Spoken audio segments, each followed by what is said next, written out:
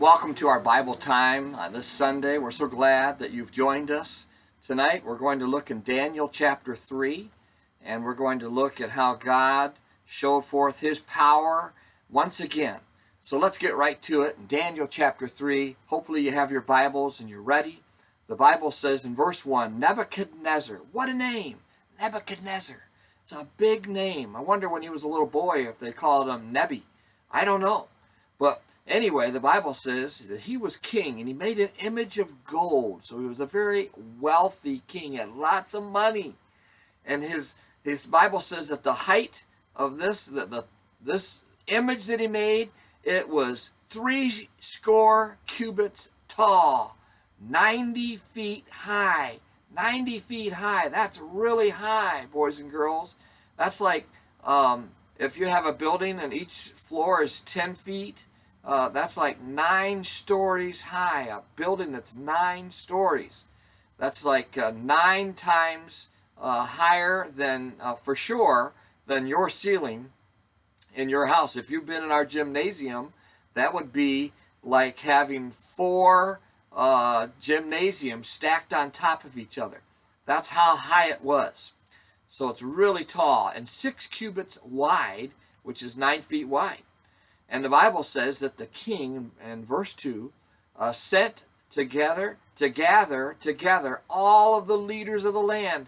Now, who were these leaders? Princes, governors, captains, judges, treasurers, counselors, sheriffs, all the rulers of the provinces. Let me tell you, these people were people that were from other lands. They were from other nations that King Nebuchadnezzar, with his Babylonian empire, had conquered.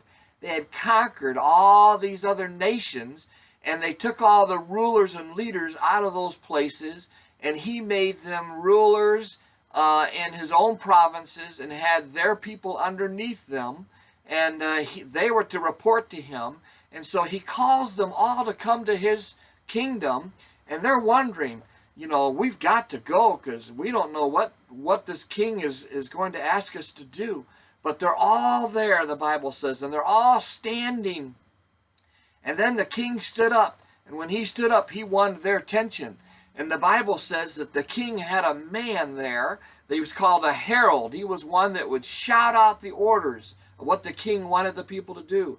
And he yelled out and he said, "To you it is commanded, people, nations, and languages, that when you hear the sound of these instruments, that you're going to bow down and worship this God, this image that the king has made, and you're going to fall down and worship it. And whoever doesn't fall down and worship it, in that same hour will be cast into the midst of a burning, fiery furnace." Now that's pretty serious, boys and girls. So these people are pretty nervous.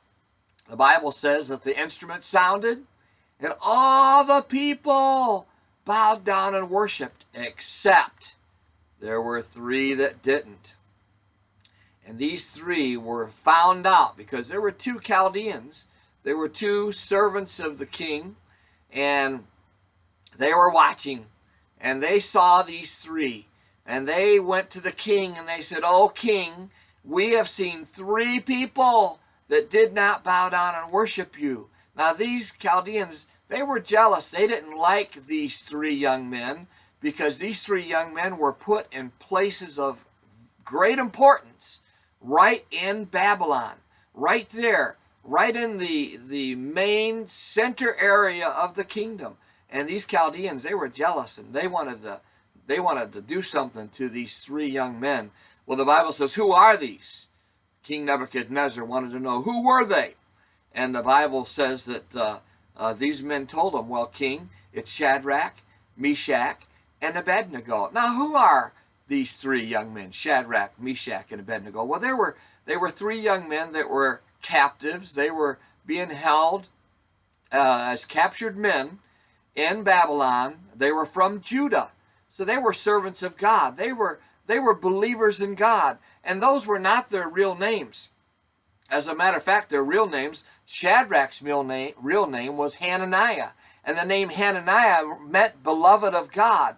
But they changed his name to Shadrach. And when they did that, it means circuit of the sun. In other words, someone who followed the sun. And then Meshach, we have Shadrach, Meshach, Abednego. The second one, Meshach, that wasn't his real name either. His real name was Mishael. And Mishael was one who was like God. And the Bible says that his name was changed to Meshach, meaning a sun god. So we have Hananiah, we have Mishael, and then we have the third Hebrew name that was given was Adoniah. Adoniah. And Adoniah's name was changed to Abednego. And now Ananiah's real name was the Lord is my help. Not Adoniah, Azariah. Azariah, his name was the Lord is my help. That's what his name meant. But his name was changed to Abednego, meaning God of commerce. These young men, they were given names that had nothing to do with the God that they loved and served. And so the Bible says that the king had them come in front of him and said, is it true that you're not going to bow down? He goes, I'll tell you what, men, I'll give you another opportunity. I'll give you an opportunity right now. I'll have the instrument sound, and you can bow down and you can worship this image that I have set before you. And you know what? These three, they said, no, king, our God can deliver us. But if he chooses not to deliver us, we still will not bow down to your graven image, nor will we worship your God. And you know what? That made the king really angry. I mean, he was so angry that he called out to the men over at the fiery furnace, said, you guys over there, he goes, I want you to heat that furnace up 7 times more than usual. I want it to be really hot. And then he called for his strongest, biggest, mightiest soldiers. And he said, you men come and tie these young men up. And I want you to throw them in that fiery furnace. And you know what? That's what they did. The Bible says that they took those 3 young men and they took them over to the fiery furnace and they cast them in the furnace. That furnace was so hot that the Bible says that these tough soldiers that threw them in, they tried to get away, but they just couldn't escape the fire and the heat. And the Bible says it killed them. It burned them up to a crisp. And they didn't survive even throwing Shadrach, Meshach, and Abednego into that fiery furnace. The Bible says that as those men were in that fiery furnace, that the king, he was watching, and he looked and he saw that these men began to walk around in that furnace. As a matter of fact, they were no longer tied by the ropes that the soldiers had bound them with. And he counted, he said, well, there's not just 3 men there, but he says, I see even a 4th one. And that doesn't look like a normal man, but it almost looks like it could be the Son of God. Well, boys and girls, I believe that that's who it was. I believe that God himself was in there and protecting Shadrach, Meshach. An angel of the Lord was there to protect them. I want to show you, give you an idea of what that was like that day for these 3 young men to be in that fiery furnace. Give me just a moment. I'm going to get a box that I have over here that I want to show you and give you an example of what that was like for those guys to be put into that fire. And I'm telling you something, it's really a spooky thing to be in a fire like that. So I have this box, and I'm going to put my arm in this box, and then, boys and girls, we're going to give you an example of what it was like for these 3 to be in that fire. So here we go. I think I have a little music to play with it, if I can get it to come up. Couldn't even harm a hair around the head of Shadrach, Meshach, Abednego. Laughing in the dark while the fires had jumped. Shadrach, Meshach, Abednego. Oh, Nebuchadnezzar called. Oh, yeah. When he saw the power of the Lord, and they had a big time in the house of Babylon. Shadrach, Meshach, Abednego. Shadrach, Meshach, Abednego. Shadrach. You see that, boys and girls? Shadrach, Meshach, and Abednego. They were in the fiery furnace, and neither Shadrach, Meshach, nor Abednego had, the Bible says, as a matter of fact, the Bible tells us right here, when they took them out. It says, Then Nebuchadnezzar spake and said, Blessed be the God of Shadrach, Meshach, and Abednego, who has sent his angel and delivered his servants that trusted in him, and have changed the king's word, and yielded their bodies, that they may not serve nor worship any god except their own God. And the Bible says, even before that, the Bible says in verse 27, and the princes, governors, captains, counselors gathered around. They all wanted to see what had happened with Shadrach, Meshach, and Abednego. They couldn't believe, because the king couldn't believe it either. And the Bible says they saw these men in whose bodies the fire had no power, nor was a hair on their head singed, neither were their coats changed, nor the smell of fire had not passed on them. They didn't even see, it didn't even seem like they had been in the fiery furnace. That is the power of God. There's a song called They Wouldn't Bend, They Wouldn't Bow, They Wouldn't Burn. And it kind of goes like this. Now the prophet Daniel talks about three men that walked with God. Shadrach, Meshach, and Abednego, before the wicked king they stood. Now the king demanded them bound and thrown in the fiery coals that day. But the fire was so hot that the soldiers were slain and forced upon their way. When the king rose up to witness their awful fate, astonished, this is what he spake. Well, did we not cast three men bound into the midst of that fire? Well, lo, I see four men unhurt, unbound, and walking down there. Well, now there's Shadrach, Meshach, Abednego, and the fiery coals they tried. But the form of the fourth man that I see is like the Son of God. And then he goes on to say, they wouldn't bend, they held on to the word of God, so we are told. They wouldn't bow, they would not bow their knees to the idols made of gold. They wouldn't burn, they were protected by the fourth man in the fire. They wouldn't bend, they wouldn't bow, they wouldn't burn. So boys and girls, it's important for you and I, when we think about that, they wouldn't bend. They held on to the Word of God. You and I need to hold on to the Word of God. We need to treasure the Word of God. We need to believe the Word of God. We need to hold to the Word of God. We need to do what the Word of God says. You need to be obedient to the Word of God. Thy Word have I hid in my heart, that I might not sin against thee. Listen, we need to trust God's Word. And then it says they wouldn't bow. No, they wouldn't bend. They held on to the Word of God. They wouldn't bow. They would not bow their knees to the idols made of gold. Boys and girls, listen, don't give in to the things that the world offers. When you go to the store with your mom and dad, there's all kinds of things that's offered at these stores that the world wants you to buy. But you know what? You have everything when you have Jesus, and you don't need the things of the world. Sure, if your parents want to get you something, they want to get you a little toy or a little candy or some special food or some neat clothes. That's a blessing, and you should be thankful for that. But we ought not go in those places wanting what the world has. And you shouldn't want the world's music, and you shouldn't want the world's clothes, and you shouldn't want the world's activities. No, listen, boys and girls, we should be content and happy with what the Lord has. Matter of fact, even the Apostle Paul says, whatsoever state I am, therewith am I content. Listen, we need to be happy. Happiness comes from the Lord. It's on something that's on the inside, not on the outside. So the next time that you're going through a trial, the next time something big is coming and you don't know how you're going to deal with it, let me tell you something. Trust in the Lord with all your heart and lean not on your own understanding. In all thy ways acknowledge Him, acknowledge His word, and He shall direct thy path. He will help you with that. Boys and girls, that's what Shadrach, Meshach, and Abednego, they didn't know that they would be delivered.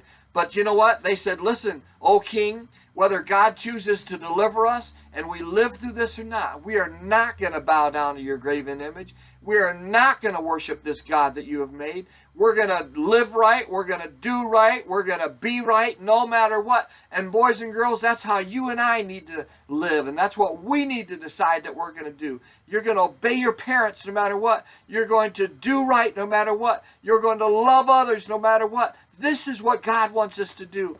Oftentimes we wonder, is God with us when we go through this difficult time? And you know, I want to show you something. We're going to let this represent the Lord. I'm going to stand right up here.